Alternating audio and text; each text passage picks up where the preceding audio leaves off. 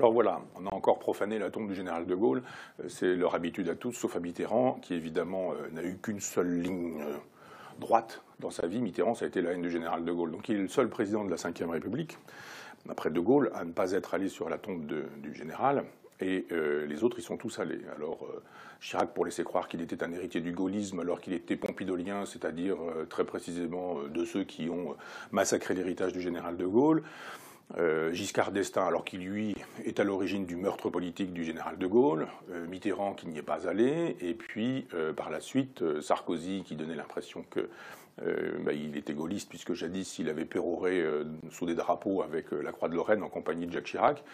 Et puis Hollande, parce qu'il estimait que finalement, la gauche s'étant réconciliée avec le général de Gaulle, il pouvait bien y aller lui aussi chercher un peu de la popularité qu'il n'avait plus et qu'il avait perdue. Et bien voilà, Macron est à colomber les deux églises pour se servir du général de Gaulle, détournement de cadavres, et nous dire, pour cet homme qui a fait profession de brader la souveraineté française, à brader la nation, faire disparaître la nation dans le fameux empire maastrichtien, cet homme devrait avoir au moins la décence de ne pas se réclamer du général de Gaulle. C'est danser sur un cadavre que de se comporter de cette manière-là. Donc, dans ces cas-là, on assume ses convictions, qui sont des convictions anti-gaullistes, qui sont des convictions anti-gaulliennes. C'était le cas de Le Canuet, c'était le cas de Giscard. Enfin, Macron, c'est Giscard en plus jeune, hein, et en plus arrogant, il faut le faire, et en plus suffisant, il faut vraiment le faire.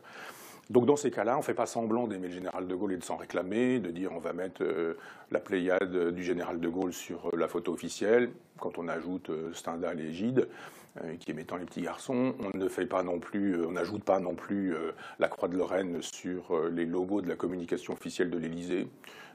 On trouve autre chose. On peut pas estimer que les gens qui défendent la disparition de la souveraineté nationale puissent se réclamer de l'homme qui a pensé la question de la souveraineté nationale. Mais voilà, les choses sont ainsi faites que l'inculture étant ce qu'elle est, n'importe qui peut se réclamer de n'importe qui aujourd'hui. Tout le monde se réclame d'Orwell, tout le monde se réclame du général de Gaulle, alors pourquoi pas?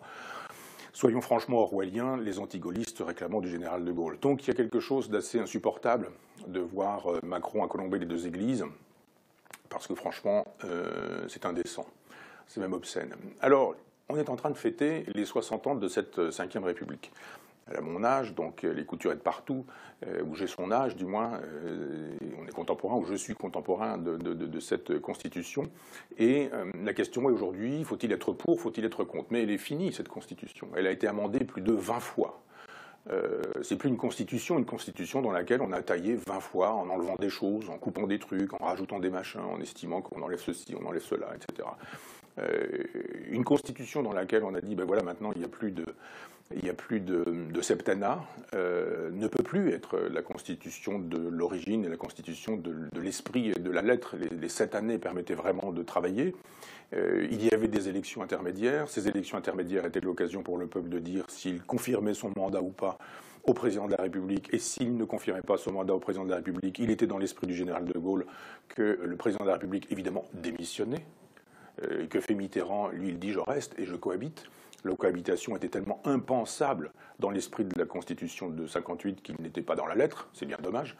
Il aurait fallu dire on ne tue pas, on ne massacre pas, on ne vole pas, on ne pille pas. Effectivement, le général de Gaulle a pensé que ça n'était pas nécessaire de signaler que quand on perdait une élection, eh bien, on écoutait le peuple et qu'on démissionnait. Faute de ne pas avoir écrit la chose précisément dans le texte, ceux qui perdent les élections aujourd'hui disent on reste, on reste.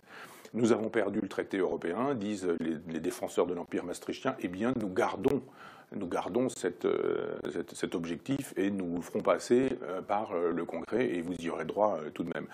Donc c'est fini la Ve République. Les gens disent faut-il la garder, faut-il une 6e République? Cette Ve République est morte à partir du moment où on a massacré cette constitution régulièrement et surtout à partir du moment où on est entré dans Maastricht, puisque la constitution de cet État européen est supérieure à la constitution de notre nation.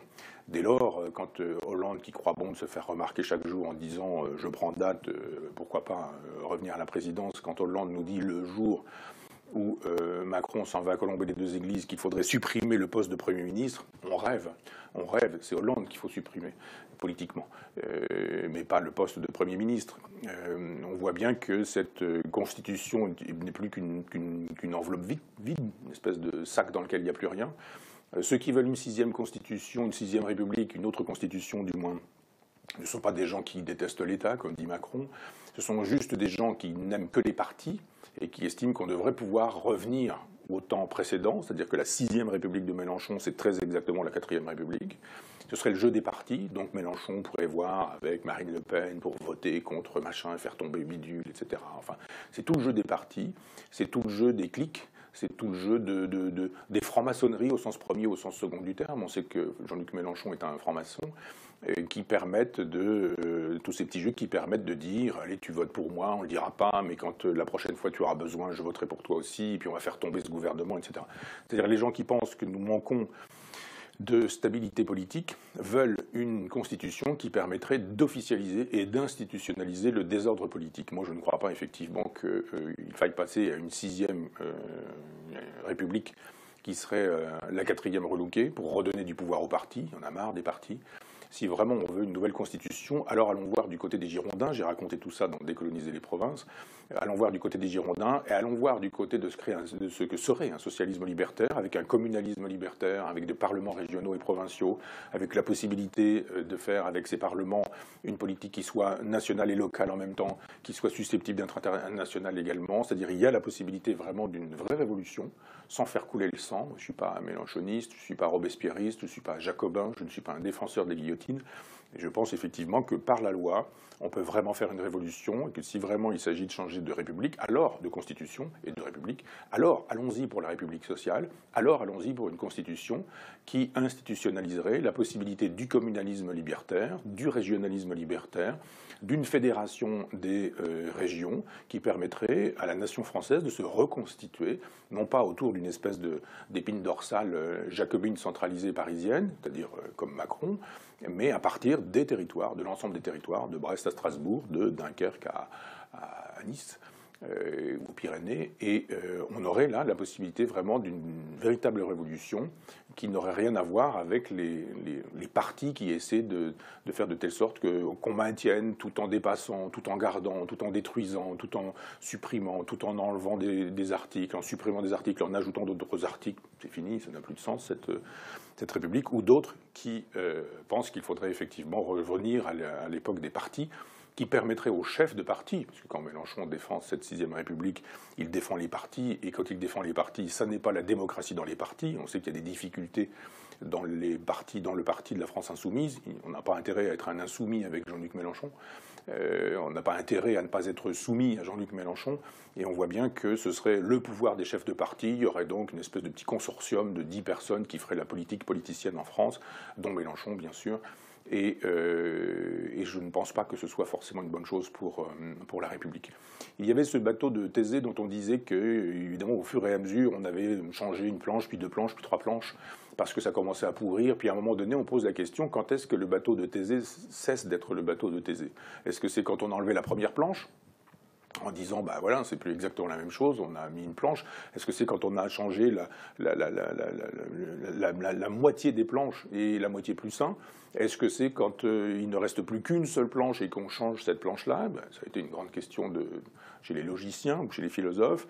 On a déjà tellement changé de planche à ce bateau de Thésée qui est la Constitution de 58 que, effectivement, depuis très longtemps, ça n'est plus la Constitution du général de Gaulle et il n'y a donc aucune raison d'aller se réclamer du général, d'aller fleurir sa tombe avec une gerbe de fleurs, comme disent les journalistes, une gerbe de fleurs. Parce que quand une gerbe n'est pas de fleurs, c'est qu'on parle de manière fleurie pour le coup et qu'on s'en va vomir. Donc on a pu gerber, c'est pas déposer une gerbe, mais une gerbe c'est toujours une gerbe de fleurs. Donc j'ai entendu les informations, il a déposé une gerbe de fleurs, il a déposé une gerbe de fleurs, il a déposé une gerbe de fleurs, il a monté les escaliers, il est rentré dans le cimetière, il a déposé une gerbe de fleurs, il a descendu les escaliers, il est reparti, etc. Enfin, bon, les chaînes d'information continuent. Pas de réflexion sur ce qu'est cette Constitution de 58, pas de réflexion sur ce qu'elle est devenue et sur le fait qu'elle n'existe plus et que ça n'a aucun sens de poser la question faut-il la garder ou faut-il ne pas la garder? Elle est déjà morte. Donc voilà, et l'esprit et la lettre. Et quant à vouloir une sixième République dans l'esprit du retour des partis, de retour des chefs de parti, donc ça ne me paraît pas être un progrès mais plutôt un régret. Et si vraiment on voulait un progrès, alors allons-y, oui, pour une sixième république qui serait république sociale et libertaire, avec un pouvoir aux régions, avec un pouvoir aux communes, mais un pouvoir réel. Pas du tout un pouvoir qui serait accordé par le pouvoir jacobin de Paris en disant vous allez pouvoir vous occuper des égouts, des chasses d'eau, de l'éclairage public, du remplissage des chemins, du goudronnage des routes, et puis vous voyez, on décentralise le pouvoir. Non, non, non, un vrai pouvoir, y compris législatif, et pourquoi pas monétaire. Ce sont des réflexions à mener, si l'on veut, dans l'esprit du général de Gaulle. Je ne dis pas bien sûr que le gaullisme soit impensable du côté girondin. On peut penser la souveraineté et la nation en dehors du cadre jacobin, et plutôt que de délirer sur les plans communication de Macron qui se sert du général de Gaulle, eh bien servir plutôt le général de Gaulle en disant allons voir plutôt du côté de ce qui était l'esprit de la République française.